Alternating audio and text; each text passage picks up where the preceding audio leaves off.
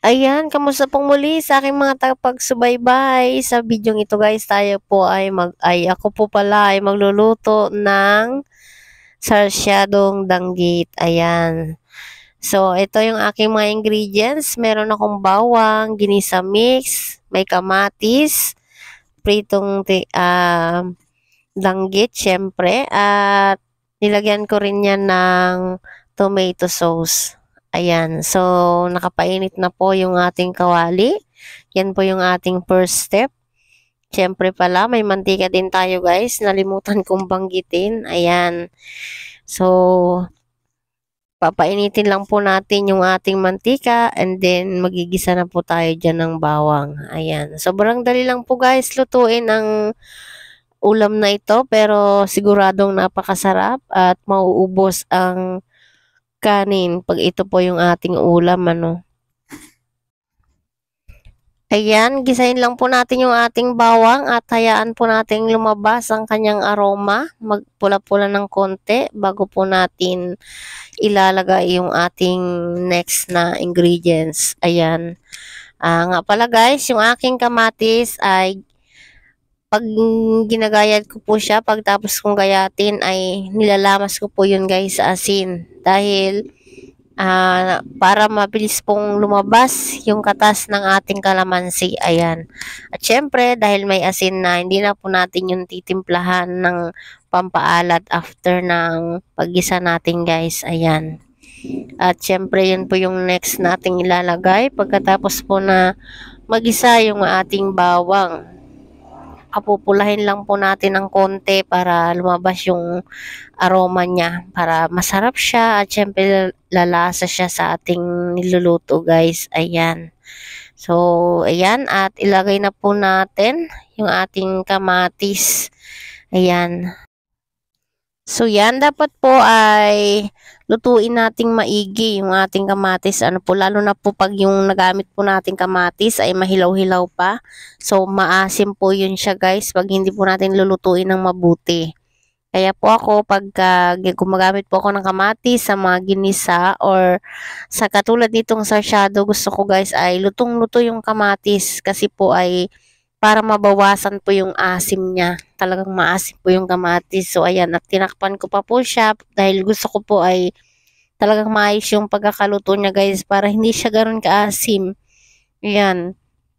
At anuhin lang po natin, i-check-check lang po natin para po malaman natin kung luto na. So, dinidiin-diinan ko po yan siya para po mas lalong madurog, mas mabilis madurog po yung ating kamatis.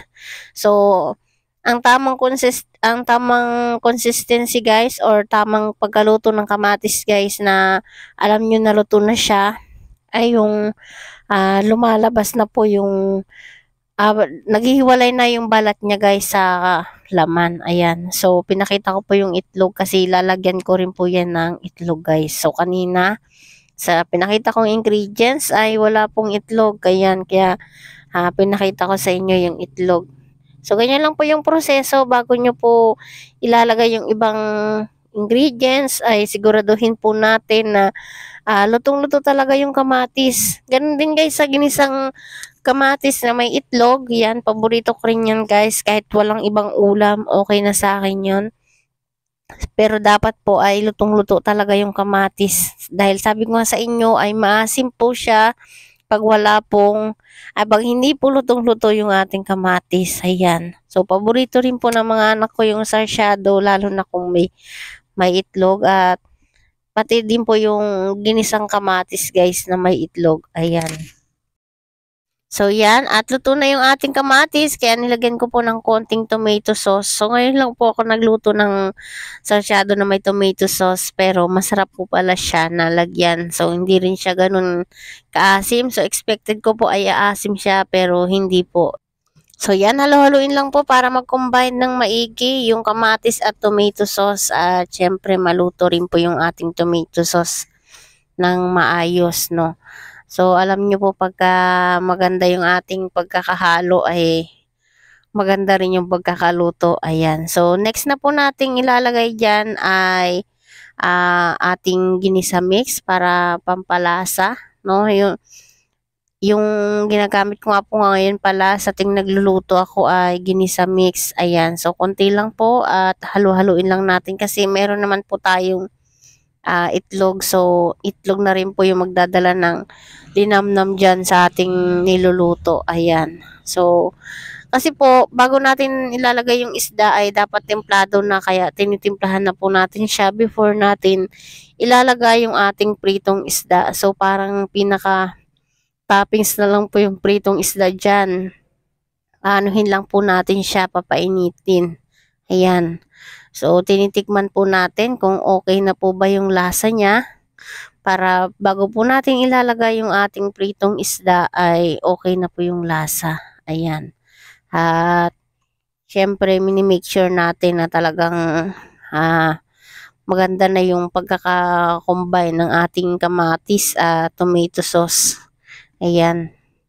At after nyan, yun na po ay ilalagay na natin yung ating mga tatlong itlog guys. Ayan. So, tatlo yung itlog ko dyan na nilagay. At haluin lang po natin yan. At after po nating maluto yung itlog, so pwede na po nating ilagay yung ating mga pritong isda. Ayan. So, ang isda po na yan guys ay huli yan ni Mr. guys. Ayan. So, mahilig pong magdagat yung aming tatay. Kaya, lagi po kaming may ulam na isda. Ayan. Libre na yung ating isda na ulam. At the same time, nakapagbenta rin kami guys. Ayan. So, palulutuin lang po natin yung itlog para pag nilagay po natin yung ating mga isda ay ready na po siya. So, pag nainitan na na natin yung isda, parang isisimmer lang natin ng konti. Pag nailagay natin yung isda ay pwede na po siyang hanguin. So, ready to serve na po. So, ganyan lang po ako magluto ng sarsyado guys. Ayan. So, dapat po ay maluto rin natin ng maayos yung itlog kasi medyo malangsa po pagka hindi po natin niluluto ng maayos. Ayan.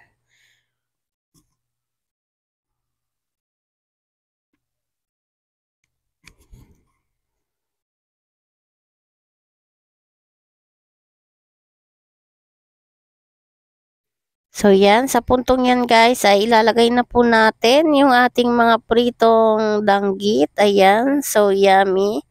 At, syempre, after nyan ay lapang na tayo, guys. Ayan. So, nag-aabang na dyan yung mga anak ko. Kaya, dapat ay madaliin na natin, yung pagluluto. So, napakasarap po ng danggit, lalo na po pag ganitong sariwa guys. Ayan. So, yan po ay huli ni Mr. sa pamamagitan po guys ng pana. Pag low tide po, yan, may gamit po silang ilaw tapos meron po siyang pana. So, sa mababaw lang po kasi low tide nga. So, sa mababaw lang po siya nakahuhuli ng danggit. So, yan po at nilalagyan-lagyan ko lang po ng mga kamatis yung ibabaw ng ating isda para po uminit siya at mag-simmer siya ng konti. And after po nyan ay atin na po yung hahanguin at okay na po yan. So, yung ating isda, syempre, bagong pirito rin naman po yan. Kaya, sakto lang po yung ganyan. Ayan, isimmer lang po natin yan ng mga ilang minuto. At after po ng ilang minuto, kasi mahina na rin po yung apoy ko dyan. So, after ng mga ilang minuto ay pwede na po natin yan hanguin at pwede na nating iserve sa ating mga junakis na naghihintay. So, ito po ay simpleng recipe pero sa palagay ko ay mapapakain nyo po ang lahat ng inyong mga anak guys kasi karamihan sa mga bata ay mahilig sa pinirito at the same time may itlog siya so sigurado pong magugustuhan ito ng mga anak nyo guys. Ayan.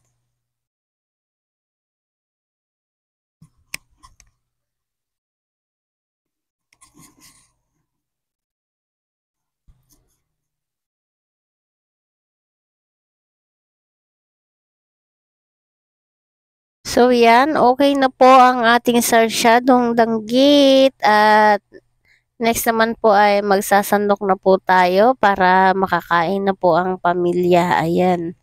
So, napakasarap po niyan. At syempre, ihanda nyo na ang inyong masarap na kanin, yung mainit na kanin at sigurado ay walang mababahaw. Mauubos po dahil masarap po yung ulam. Ayan. So, gusto-gusto rin po yan ng mga anak ko. Kaya ayan at atin ng sandukin ang ating sarsyadong danggit. Ayan. So yan, sa puntong ito guys, gusto ko lang pong mag-shoutout sa lahat. Mega mega love shoutout po sa lahat ng sumusuporta sa aking YouTube channel. Especially po sa aking mga ka-teammates, sa Team Coffee Mates. Ayan, maraming salamat po sa patuloy na suporta at pagmamahal. Ayan. At syempre sa aking mga kapamilya, kapuso, kaibigan, sa mga patuloy na nanonood kahit na hindi ko kilala. Ayan, maraming salamat po sa patuloy na pagsuporta nyo po sa aking YouTube channel. Sana po ay patuloy na suportahan nyo pa po ako at syempre po ay like, share and comments po at don't skip ads po dahil alam naman po ninyo na sa ads po tayo may kita. Ayan. So maraming salamat po at ayan, ready to serve na po ang ating ulam for tonight. Yan po ay sarsyadong danggit. Ayan, mas masarap po sana kung mas maraming kamatis guys. Ayan, syempre ay that time ay medyo mahal-mahal pa ang kamatis. Ayan, kaya hindi po ganoon kadami yung ating nailagay. Masarap po talaga ang kamatis sa kahit anong klaseng ulam po ilalagay talagang masarap po yung kamatis. Ayan. So hanggang dyan na lang po at maraming salamat po. Kain na po tayo. Ayan.